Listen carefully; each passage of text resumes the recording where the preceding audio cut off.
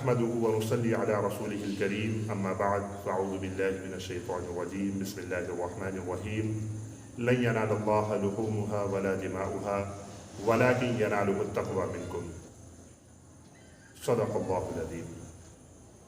میرے محترم اور معزز بھائیوں، بزرگوں اور عزیز دوستوں اور محترم اور معزز ناظرین و سامعین اکرام، یہ قربانی آخر کیا چیز ہے؟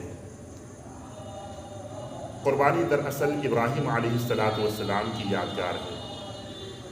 جناب محمد رسول اللہ صلی اللہ علیہ وسلم نے قربانی کے فضائل ارشاد فرمائے تو صحابہ اکرام میں سے بعض حضرات نے سوال کیا کہ اللہ کے رسول صلی اللہ علیہ وسلم ما هذه الاضاحی، یہ قربانی کیا چیز ہے؟ تو اللہ کے رسول صلی اللہ علیہ وسلم نے ارشاد فرمایا سنت ابیکم ابراہیم علیہ السلام، کہ یہ تمہارے باپ دادا ابراہیم علیہ السلام کی یادگار ہے اور ان کی سنت ہے۔ صحابہ اکرام نے پوچھا کہ اس میں ہمیں کیا ملے گا؟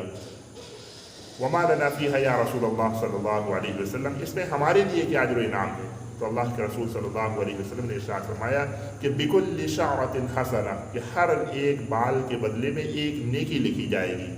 یہ اتنا بڑا اجر اور انعام ابراہیم علیہ السلام کی سنت قربانی کے بدلے میں دیا جا رہا ہے۔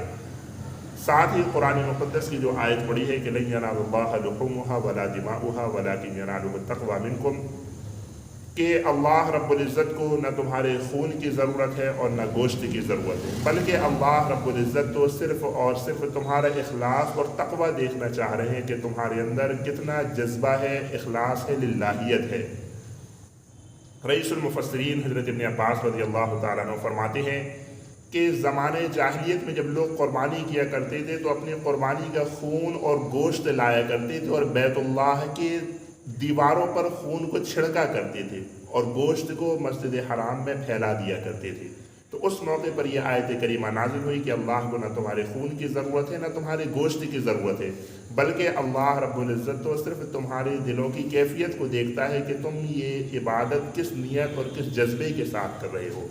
لہذا ضرورت اس بات کی ہے کہ ہم اور آپ قربانی جیسے مبارک عمل کو دکھاوے کے لیے، شہرت کے لیے، ناموری کے لیے نہ کریں، بلکہ صرف اور صرف اللہ رب العزت کی رضا کو حاصل کرنے کے لیے اس عبادت کو انجام دیں۔ وآخر دعوانا الحمدللہ رب العالمین۔